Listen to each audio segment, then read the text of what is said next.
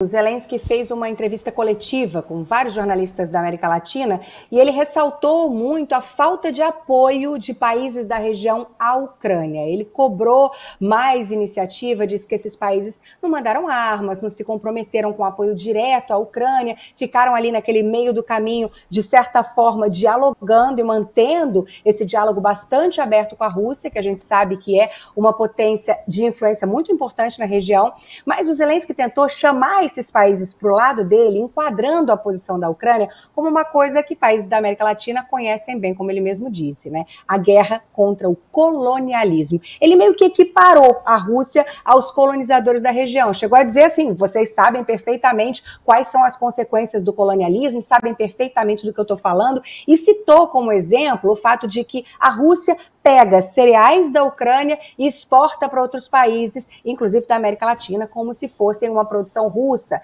Disse que os russos destruíram as siderúrgicas da Ucrânia e com isso a produção de produtos importantes para a economia do país acabou. Enfim, ele fez aí uma tentativa de criar uma ponte histórica entre a experiência atual da Ucrânia frente à Rússia e a experiência histórica desses países da América Latina e, por que não dizer, atual ainda, né, em relação aos seus colonizadores. Ele elogiou muito o Brasil, viu? Falou que é um país pacífico, que é um país muito mais respeitado do que a Rússia hoje internacionalmente, mas, como você disse, também falou diretamente do presidente Lula. Ele quis elogiar o Brasil de certa forma dizendo, vocês podem mais que isso. Provocou o presidente dizendo que espera que ele tenha opinião própria, porque os pensamentos dele coincidem muito com os de Putin. E completou que as declarações que o Lula vem fazendo em relação a ter um maior diálogo, a chamar a Rússia para a mesa, não ajudam em nada a trazer a paz. Lembrando que o Lula falou várias vezes em intermediar um acordo entre Ucrânia e Rússia, mas o próprio Zelensky não quer conversa enquanto as tropas russas não saírem do território ucraniano.